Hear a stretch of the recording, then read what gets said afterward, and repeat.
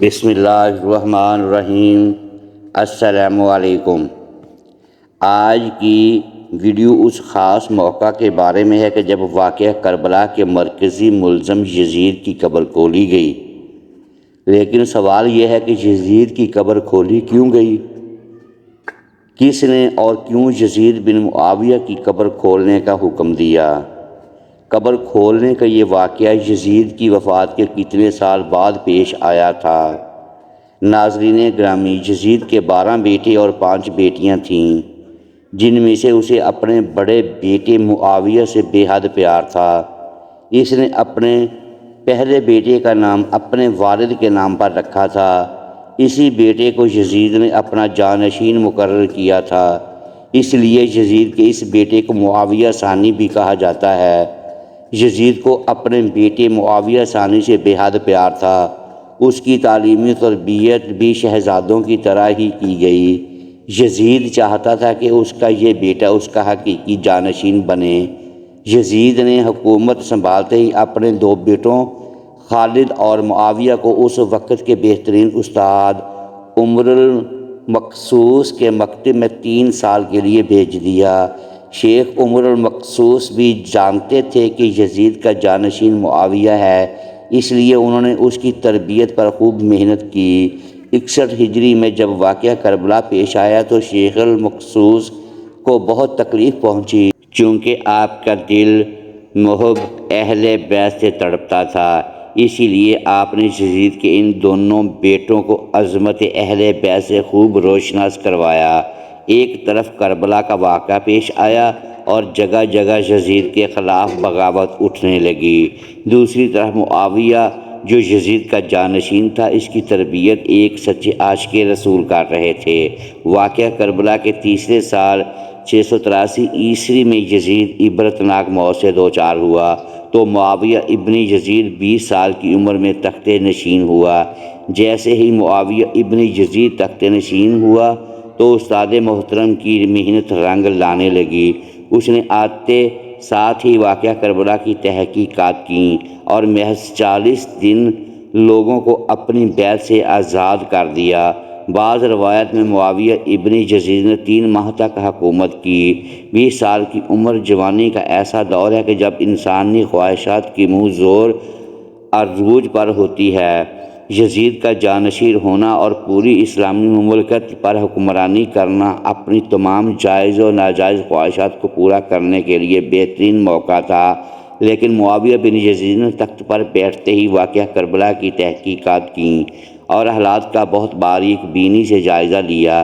جب اس نے دیکھا کہ میرے باپ نے اسلام اور مسلمانوں کو کس قدر عظیم نقصان پہنچایا ہے، تو اس نے محسوس کیا کہ وہ ایک دوراہے پر کھڑا ہے کہ حکومت کی باغ دوڑ تھامے رہے اور ظلم و ستم اور عیش و عشرت کا بازار گرم رکھے، یا تخت و تاج کو چھوڑ دے اور اپنے آپ کو ان ہولناک گناہوں اور ان کے دردناک عذاب سے دور رکھے۔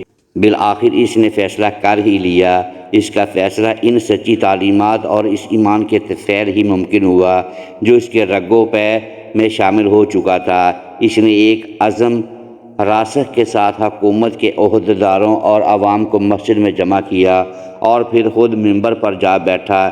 اس نے اپنی تقریر میں سب سے پہلے خدا کی حمد اور اس کے بعد رسول اللہ صلی اللہ علیہ وآلہ وسلم پر درود بھیجا، اور پھر وہ یوں کہنے لگا کہ میرے باپ یزید کو جب حکومت ملی تو وہ اپنے اعمال اور بد کرداری کی وجہ سے ہرگز اس کا اہل نہیں تھا، لیکن وہ بھی اس پر قابض رہا اور اس کا نفس اس سے بدترین کاموں کی ترغیب دیتا رہا۔ وہ اپنے برے کاموں پر بھی فخر کرتا تھا اور اس نے خدا کی بنائی ہوئی حدود سے تجاوز کیا۔ رسول اللہ صلی اللہ علیہ وآلہ وسلم کی اولاد پر اس نے بدترین مظالم ڈھائے، لیکن اس کی حکومت کی مدت بہت ہی تھوڑی تھی اور بہت جلد اس کی شرمناک زندگی کا خاتمہ ہو گیا، اور آج وہ اپنے اعمال کے حساب کتاب میں الجھا ہوا ہوگا۔ جب معاویہ بن یزید کی بات یہاں تک پہنچی تو اس کا گلا رک گیا۔ کافی دیر تک وہ بلند آواز میں روتا رہا اور اس کے بعد وہ دوبارہ لوگوں سے ہم کلام ہوا اور اس نے کہا، اے لوگو، میں تمہارے گناہوں کا بوجھ اپنے کندھوں پر نہیں اٹھا سکتا اور نہ تمہاری دوستی کا طوق اپنے گلے میں ڈالوں گا۔ میری خواہش تو یہ ہے کہ حکومت شہزادہ حسین امام حضرت زین العابدین کے حوالے کر دی جائے، یا اب تم خود جو بہتر سمجھو وہ کرو، یا وہ حکومت کرے جس کا تم انتخاب کرو۔ میں اپنی بیعت سے تم لوگوں پر سے ہاتھ اٹھاتا ہوں اور اس خلافت کو ٹھکراتا ہوں۔ معاویہ بن یزید کے ان جملوں نے محفل میں ایک طوفان برپا کر دیا۔ پھر معاویہ بن یزید منبر سے اتر آیا۔ اس کی ماں اور دیگر عزیز و اقارب آئے تو دیکھا کہ روئے جا رہا ہے، تو اس کی ماں نے کہا، کاش تم حیض کا چیتھڑا ہی ہوتے اور میں تمہاری خبر نہ سنتی۔ اس نے کہا، خدا کی قسم میں بھی یہی چاہتا ہوں، اگر میرے خدا نے مجھے معاف نہ کیا تو میرے لیے برا ہو۔ اس کے بعد بنو امیہ نے اموی شہزادے مروان بن حکم کے ہاتھ پر بیعت کر لی اور اسے تخت پر بٹھا دیا۔ مروان نے اپنا دارالحکومت مستقل طور پر دمشق منتقل کر دیا۔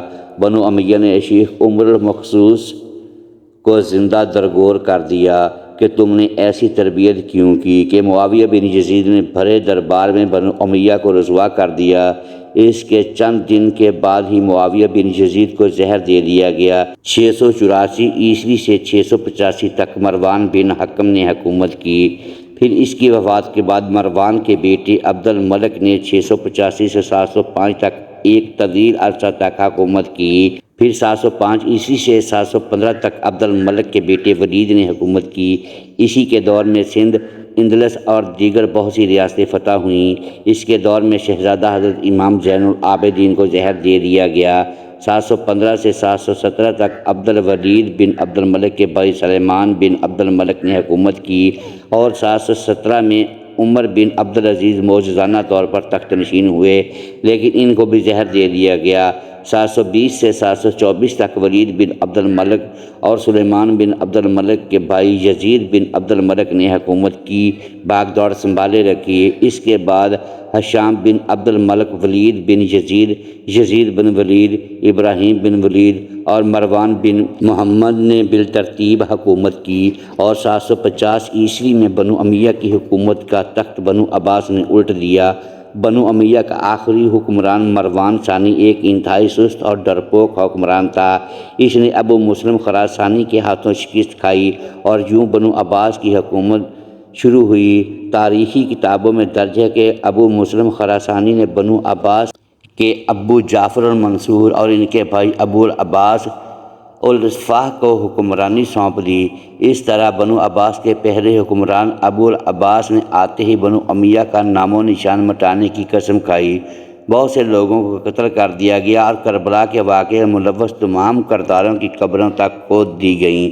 اس طرح بنو عباس کے حکمران ابو العباس الرفاع نے یزید کی قبر کو بھی کھدوایا، اور یہ کام اس نے اپنی نگرانی میں کروایا۔ وہ چاہتا تھا کہ یزید کو قبر سے نکالے اور اس کی لاش کو سولی پر لٹکائے۔ چنانچہ یزید کی وفات کے 65 سال بعد اس کی قبر کو اس وقت کے حکمران ابو جعفر اور ابو العباس کی نگرانی میں کھدوایا گیا، لیکن جب قبر کو کھولا گیا تو سب یہ دیکھ کر حیران رہ گئے کہ اس میں لکڑیوں کی راکھ، بدصورت کتے اور ایک اژدہے کے سوا کچھ نہ تھا۔ چند احوالات جات درج ہیں۔ محترم ناظرین، اگر ویڈیو پسند آئی ہو تو اسے لائک کریں اور اپنے اس چینل کو سبسکرائب کر لیں اور بیل آئیکن پریس کر دیں تاکہ ہر نئی آنے والی ویڈیو بر وقت آپ تک پہنچ سکے۔ شکریہ۔ اللہ حافظ۔